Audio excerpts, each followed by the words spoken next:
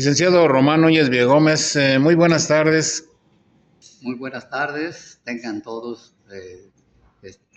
Ramón González como periodista y su auditorium que tiene, o todos los que lo vayan a escuchar En las redes en las sociales. redes sociales. Un Licenciado, buen pues saludo. sí, muchas gracias. Bueno, pues hoy vamos a tratar el tema, ya habíamos acordado con usted el tema pues sustancial, tendiente a lo que es parte de la historia de nuestro país y sobre todo también hablando de personajes, incluso de la vida política a través de los años. Y en este tenor, bueno, pues me gustaría que usted eligiera algún tema específico en estos tiempos, sobre todo de revolución industrial, de donde, bueno, también tenemos ya un gobierno de transformación con Andrés Manuel López Obrador y ahora con Claudia Sheinbaum, donde con esta última se está hablando ya del apoyo sustancial a lo que es la ciencia y la tecnología, y ya se habla incluso de ya inventar en México, hechos en México, autos primeramente ecológicos y sin lugar a dudas, tomando en cuenta, bueno, pues los grandes científicos tecnológicos de las universidades de nuestro país. ¿Cuál sería su propuesta en este tan importante tema que de alguna manera, bueno, pues favorecería al desarrollo económico, político, industrial y en todos los aspectos a nuestro país, a nuestro pueblo mexicano? Miren, es un tema muy importante porque nos está pintando la realidad que se vive en México. Todos sabemos, ¿verdad?, que todo tiene un principio y un antecedente. Si México está retrasado en esas materias este, industrial, tecnológica, no es cosa de casualidad, ni de que así nos haya tocado porque Dios haya ayudado a unas naciones y a otras no. Digo, no, ya es cosa de la realidad del pasado. Para poder iluminar el presente necesitamos saber el pasado. ¿Por qué? Porque ese es el resultado del presente. El pasado nos está marcando lo que se hizo y realmente hubo muchas cosas trágicas que nos han impedido tener ese avance que tienen muchos países en la actualidad. Estigmatizaron al país. Claro, ¿sí? Ahí tenemos muchos tratados.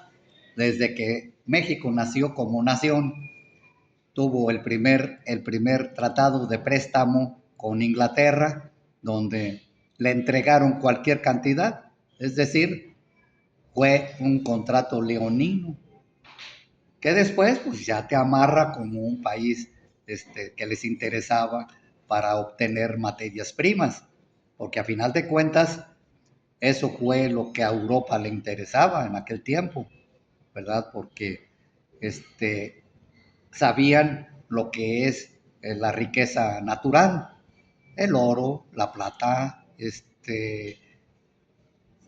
el maíz, la riqueza natural, pues en Todos los general, recursos, y ¿no? luego, Incluso y la luego vino el minería. petróleo, La ya minería. posteriormente vino el petróleo, ahora el litio. Entonces son cosas que traen riqueza y a eso les interesa precisamente a los grandes países industriales que nos han impedido, ¿verdad? Mediante tratados leoninos como ese y luego el tratado de Guadalupe Hidalgo, donde nos quitaron más de medio territorio en los Estados Unidos de Norteamérica, pues ahí vemos, ¿verdad?, este retraso, porque a final de cuentas ese fue un mal tan grande que México quedó temblando cuando perdió más de medio territorio. Posteriormente, ya en este siglo, para seguir avanzando en la cosa electrónica, industrial y tecnológica, ya viene siendo el siglo XX. Y en el siglo XX nos marca también porque se firmaron unos tratados leoninos que nos impidieron avanzar, que fue los tratados de Bucareli que firmó Álvaro Obregón con Estados Unidos, donde México respetaba las propiedades de los estadounidenses que tenían aquí en el país. y el petróleo también, las concesiones petroleras que tenían antes de la expropiación. Entonces, todo esto iba en contra del espíritu de la Constitución del 17, que recuperaba precisamente los recursos naturales para el país y donde limitaba precisamente el reparto de la tierra para que se respetaran varios tipos de propiedad. Era alevoso esa acción. Sí, habría tres tipos de propiedad: la privada, que ya nomás eran 100 hectáreas de riego, 200 de temporal y 400 de agostadero. Entonces, había gente que tenían miles y miles y miles, 10,000, 20,000 y más hectáreas. Ya nomás les dejaban 100, por lo menos en la Constitución. Entonces, venía a hacer un cambio, la Constitución, una justicia, que precisamente, ¿verdad?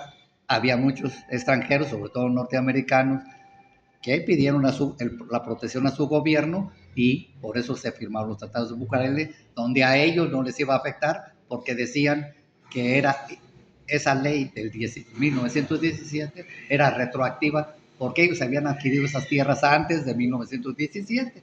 Entonces la ley no era retroactiva y así lo declaró por orden de Obregón la Suprema Corte de Justicia de la Nación. ¿El Tratado de Bucareli estuvo firmado por cuántos años, licenciado?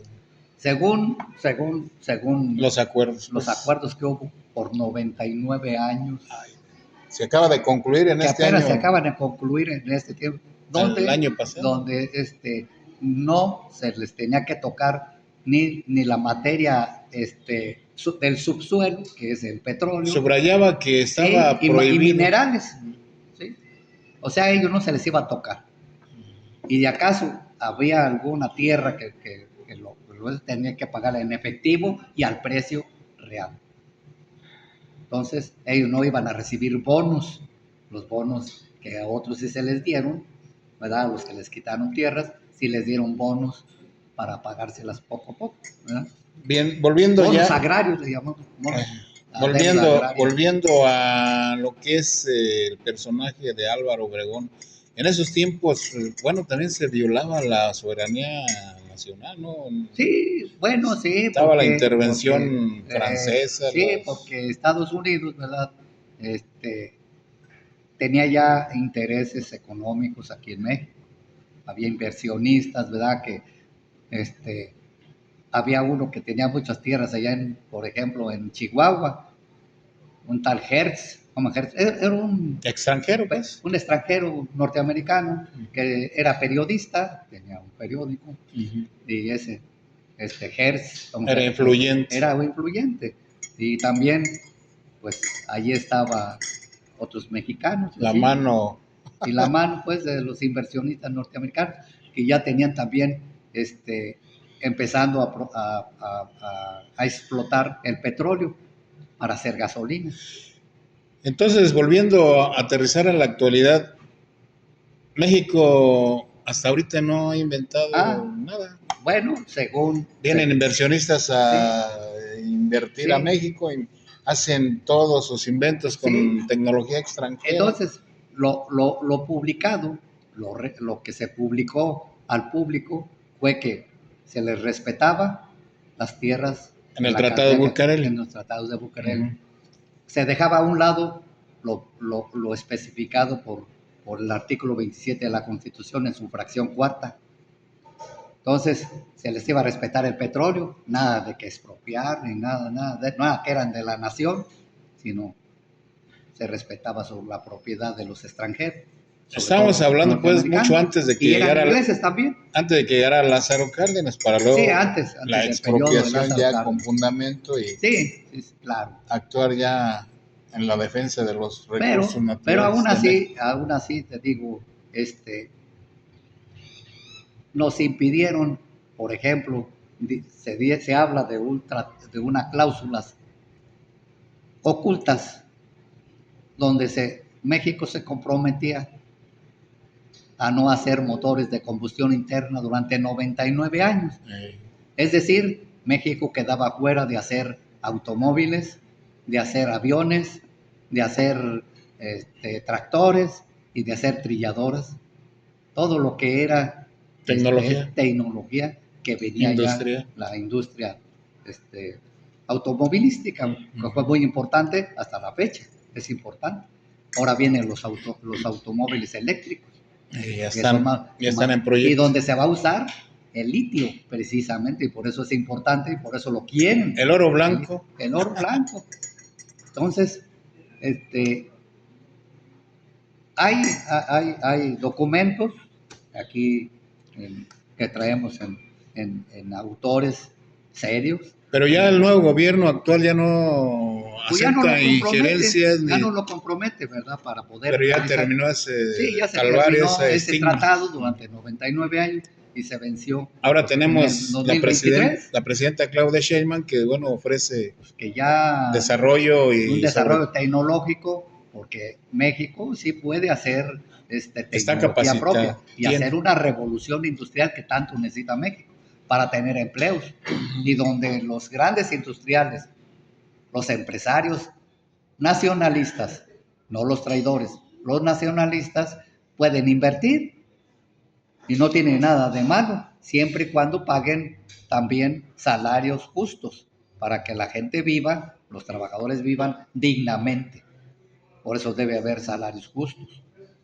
Entonces, el desarrollo, debe haber un desarrollo industrial, y si es necesario una revolución industrial pacífica como es la cuarta transformación, la revolución de las conciencias. Y la revolución de las conciencias es más importante, porque si no tenemos conciencia de solidaridad entre los mexicanos y de que vivamos en paz y tranquilidad, no va a haber, hay que evitar las ambiciones desmedidas, es decir, las que hacen que el hombre sea el lobo del hombre, como dijo ya un autor, un filósofo, que dijo que el hombre era el lobo del hombre. Licenciado, para concluir, nada más este tema, y sobre todo, bueno, pues agradecerle la amable entrevista concedida para este medio que represento. ¿Qué mensaje usted le dirige a la presidenta de México, Claudia Sheinbaum Pardo? No, bueno, que pues estamos para apoyar la 4T y que pues que haga un balance y que apoye toda transformación que venga a favor de la industrialización de nuestro país, porque ya creo que ya es necesario detener todas las restricciones que nos quieren hacer, o injerencias extranjeras, vengan de donde vengan, para detener que México siga siendo únicamente un país autónomo. Un país autónomo, que no le permitan tener su propia tecnología y tener su propia industria nacional. ¿Para qué? Para que aproveche los recursos naturales a favor de un pueblo que tanto lo necesita, porque hay mucha pobreza. Todavía, así como se decía que había un 60% de habitantes de México en la pobreza, y aunque ya se ha avanzado en ese punto, creo que todavía falta mucho. Pero para eso necesitamos realmente una legislación, es decir, una nueva constitución política, para que rija ese desequilibrio, lo regule. Y respeto a la soberanía. Con respeto a la soberanía del país, y que ella lo sostenga, y nosotros estamos dispuestos a sostenerla. ¿Para qué? Para que México sea de los mexicanos y no el dominio de los extranjeros, sea quien sea. Muchas gracias. ¿Sí? No, al contrario. Gracias.